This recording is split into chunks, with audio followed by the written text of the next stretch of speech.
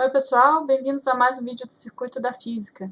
E esse vídeo aqui é sobre o Sirius, o acelerador de partículas brasileiro. Primeiro, a gente pode falar para que o Brasil quer um acelerador de partículas, afinal de contas. A gente precisa saber então o que é um acelerador de partículas, o que ele faz. O Sirius é um acelerador de partículas que fica em Campinas, São Paulo, e ele é um acelerador do tipo síncrotron. Ele emite uma luz que também se chama síncrotron, por causa do tipo dele, do tipo do acelerador. Então, essa luz ela vai ser usada para investigar amostras, que podem ser as mais variadas aí que você imaginar. E a investigação dessas amostras permite o desenvolvimento de novas tecnologias, novos materiais, medicamentos. Então, é uma gama muito grande de áreas que o Sirius pode ajudar o desenvolvimento científico e tecnológico do nosso país. Só para vocês terem uma ideia, você pode ver, no Sirius vai ser possível ver a estrutura de proteínas. Tem uma pesquisa interessante que estava sendo feita com o VX, eu imagino que vai ser feita no Sirius também com organoides, que são conjuntos de células que eles se comportam como se fosse o órgão, então você testa o medicamento ali, em vez de testar em animais, ou em vez de testar em humanos também, você testa antes ali. É uma pesquisa bem interessante. Tem a produção de biocombustíveis, tem a investigação da estrutura de rochas do pré-sal, para ver como é que você tira o petróleo de uma forma mais eficiente, mais barata. A estrutura de vírus, desenvolvimento de novos materiais, como a gente tinha falado antes, né? Então, tem diversas aplicações e, como vocês estão vendo, é bastante interessante para o país, então, ter esse acelerador de partículas. Além disso, o Centro de Pesquisas, o CNPEM, que é o Centro Nacional de Pesquisas em Energia e Materiais, onde fica o Sirius, ele recebe pesquisadores do Brasil todo e de outras partes do mundo. Então, você, por exemplo, que cursa engenharia, biologia, farmácia, você pode elaborar um projeto de pesquisa e enviar para o CNPEM, ele vai ser avaliado lá, e, de repente, você pode analisar a sua amostra no Sirius. Ele vai te dar uma qualidade de detalhes, uma quantidade de informação muito maior do que você vai analisar em qualquer microscópio que exista. Se você quer saber como, acesse a página do LNLS, que é o Laboratório Nacional de Luz Síncrotron, para mais informações. Lá vai dizer direitinho tudo o que você precisa fazer para submeter um projeto de pesquisa. Eu vou deixar o link aqui embaixo na descrição desse vídeo. Bom, agora então eu acho que a gente já pode falar do que é o Sirius. Ele é um acelerador de elétrons com objetivo, acelerador de partículas, no caso as partículas são os elétrons, que o objetivo dele não é fazer colisão como o LHC, talvez você já tenha ouvido falar do LHC, que é o grande colisor de partículas, que é o maior acelerador do mundo. O Sirius ele não é como aquele acelerador, ele não é um colisor. O objetivo dele é acelerar elétrons, porque quando os elétrons são acelerados, eles vão emitir radiação, e essa radiação vai ser usada para investigar as amostras, como eu falei antes. Essa luz síncrotron que os elétrons emitem é uma luz de alto brilho. O que quer dizer isso? Ela vai ter uma quantidade grande de fótons numa área pequena. Isso vai permitir que você consiga obter mais informação daquela amostra que você está analisando. É esse alto brilho que é o diferencial de um acelerador síncrotron. E para você ter muito orgulho da ciência brasileira, saiba que o Sirius é projetado para ser o acelerador de mais alto brilho no mundo. Quer dizer, ele é projetado para ser o acelerador que vai dar a melhor qualidade das imagens no mundo para o caso de aceleradores síncrotron. Para exemplificar melhor isso, eu vou mostrar uma imagem aqui, duas imagens, na verdade, de raio-x de um dedo humano. Uma delas é um raio-x feito com um equipamento convencional de um hospital. E o outro é um raio-x feito com raio-x de luz síncrotron. Então, vocês podem ver a quantidade de detalhes, né, como é diferente. E no Sirius vai ser ainda muito melhor do que essa, porque essa foi feita no VX, que era o acelerador de segunda geração que o Brasil usava. Agora a gente tem um de quarta geração. Então ele vai fornecer imagem ainda melhor do que essa. Agora eu vou dar algumas características do Sirius. São 518,4 metros de circunferência. O anel do acelerador tem 165 metros de diâmetro. Os elétrons, eles têm energia de 3 gigaelectronvolts, Quer dizer, o Sirius vai trabalhar com 3 bilhões de volts. Aqui tem uma comparação com o VX, o antigo, né, a quantidade de volts. Então, no Sirius, vocês estão vendo que é mais que o dobro. E ele tem mais de 1 quilômetro de câmaras de vácuo. As câmaras de vácuo, no caso, são os tubos por onde os elétrons vão circular. Então, é preciso que seja feito um alto vácuo ali dentro, um ultravácuo ali dentro daqueles tubos, para que os elétrons não colidam com nada quando eles estiverem circulando. Aqui a gente tem, então, um esquema do Sirius por dentro.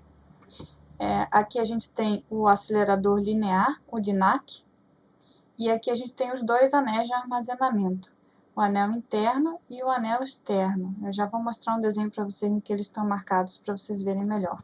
Aqui na tangente a gente tem as linhas de luz, e aqui são as cabanas experimentais, onde vão estar os equipamentos para análise da amostra, para observação e análise da amostra. Então, alguns precisam ficar mais longe e outros podem ficar mais perto. Aqui são algumas das linhas de luz. No total, se eu não me engano, vão ser 40 linhas de luz. Essas imagens eu retirei de um livro que tem na página do Laboratório Nacional de Luz Síncrotron, LNLS.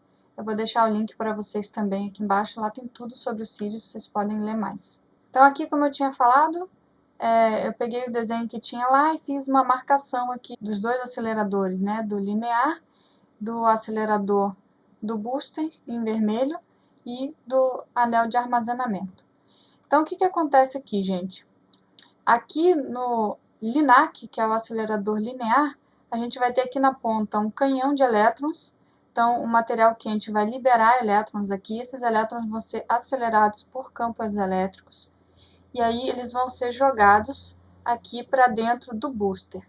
O booster, que é esse anel que está de vermelho, ele vai aumentar bastante a velocidade dos elétrons. Então, vão ter ímãs que vão fazer com que os elétrons façam trajetória circular, vão ter eletroímãs, e vai ter osciladores elétricos que vão fazer eles ganharem muita energia e muita velocidade. Então, quando eles estiverem já com muita velocidade, eles vão ser jogados para o anel de armazenamento. E aí, no anel de armazenamento, eles recebem energia só para pequenas perdas que eles têm, para repor as perdas, e eles ficam bastante tempo ali emitindo luz para que os pesquisadores possam usar essa luz síncrotron, então, nas cabanas experimentais. Mais uns dados aqui para vocês terem as dimensões. O LINAC ele tem 32 metros de comprimento, o acelerador linear. O booster ele tem uma circunferência, né, o comprimento da circunferência é 496,8 metros e o anel de armazenamento 518,4 metros. Então, por isso que a gente falou que são mais de 1 quilômetro de câmara de vácuo, né? Porque todos esses anéis, e os dois anéis e o linear também, o acelerador linear, eles precisam ter aqueles tubos que são câmaras de vácuo. Se você já fez o ensino médio, talvez você se lembre das suas aulas de física, que cargas elas podem fazer trajetórias circulares se a gente usar campos magnéticos. Os campos magnéticos podem fazer as cargas ficar se movendo em trajetórias circulares. E é isso que é utilizado no Sirius.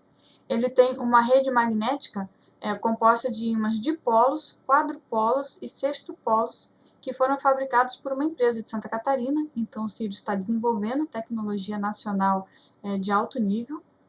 E esses ímãs foram feitos especificamente para o acelerador síncrotron. Então, os ímãs dipolos eles vão defletir os elétrons para que eles façam a trajetória circular. Os ímãs quadrupolos eles vão focalizar o feixe, eles vão juntar os elétrons, porque lembra, cargas iguais, os elétrons eles têm cargas iguais, então eles se repelem. Lembra que cargas iguais se repelem, né? E os ímãs sextupolos vão fazer algumas correções. O acelerador síncrotron tem esse nome porque a mudança da frequência com que os elétrons giram nos anéis, ela está sincronizada com a mudança da frequência dos osciladores elétricos. Esses osciladores eles dão energia para os elétrons aumentarem de velocidade dentro do acelerador. E aí a gente tem na física que cargas aceleradas sempre irradiam. Então esses elétrons eles vão emitir radiação eletromagnética.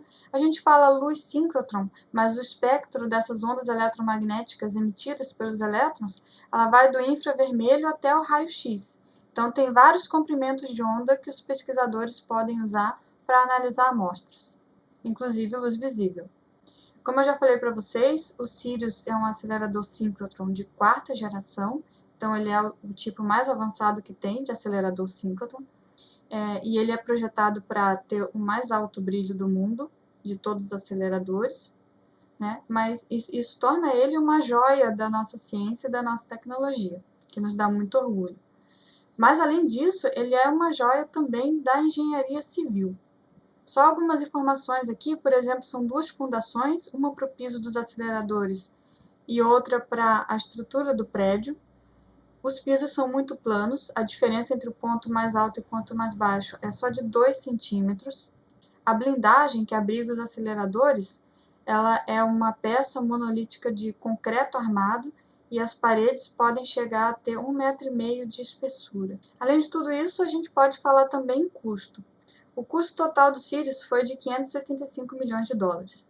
Só para a gente comparar, ele custou menos do que o acelerador também de 4ª geração, o Max 4 da Suécia, que foi 650 milhões, e o NSLS-2 dos Estados Unidos, que custou 900 milhões, que vai ter menos linhas de luz e vai ter um menor brilho. Só para a gente ter uma noção aí do valor que custa fazer um acelerador síncrotron desse tipo. Uma outra comparação interessante que a gente pode fazer é com o custo de um estádio de futebol. O estádio Mané Garrincha, por exemplo, para a Copa de 2014, custou 1,4 bilhão de reais. Mas não vale a gente fazer a conversão com o valor do dólar agora, porque o Sirius começou a ser construído em 2013 e em 2018 as obras civis já foram concluídas. Então, só para a gente ter uma ideia, assim, é parecido, é da mesma ordem de grandeza o valor de um estádio e do Sirius, mas o Sirius traz a possibilidade de avanço de tecnologia nas mais diversas áreas que você pode imaginar. Algumas que eu já falei ali, mas se você olhar na página do CNPq, você vai ainda ter muitas outras opções de muitas áreas em que a gente pode ter alto desenvolvimento tecnológico. E para você que é professor de física, química ou biologia do ensino médio, tem uma coisa muito legal que você pode participar, que é a Escola Sirius para Professores do Ensino Médio, a ESPEN. Eu participei em 2020, a gente fica uma semana, um grupo de professores, né, fica uma semana tendo palestras com os pesquisadores do CNPq, e aí de diversas áreas, aí pesquisadores da física, da biologia, da química, tem o pessoal da farmácia, tem os engenheiros que trabalham fazendo a manutenção do acelerador. Então, tem palestras bem variadas. Não fique pensando que é só para física, né? Porque o Sirius, na verdade, ele é um grande laboratório de física, mas ali no CNPq, vou até colocar aqui a imagem, ali no CNPq tem os centros de pesquisa, então tem o laboratório de nanotecnologia, tem o laboratório de biorrenováveis, tem o laboratório de biociências, tem a oficina mecânica e tem o museu com o VX, que o VX era o acelerador de 2ª geração que era utilizado antes do Sirius ficar pronto. Então, quem faz a ESPEN fica uma semana em Campinas, visita todos esses espaços, tem as palestras com os pesquisadores, tem interação entre os professores também, então tem desenvolvimento de atividades pedagógicas, tudo voltado para aceleradores e para as funções também do Sirius, que pode trazer de benefícios para o país. Se você quiser participar, acesse a página da ESPEN, estou deixando aqui embaixo na descrição do vídeo o link da página da ESPEN, e aí você pode deixar lá o seu e-mail, logo na primeira página mesmo aparece um espaço para você deixar o seu e-mail para receber notícias da ESPEN. Assim você vai saber quando vai abrir inscrição para você poder participar. Era isso que eu tinha para esse vídeo. Se você gostou, deixa um like, se inscreva no canal. Muito obrigada por assistir e até o próximo vídeo. Tchau!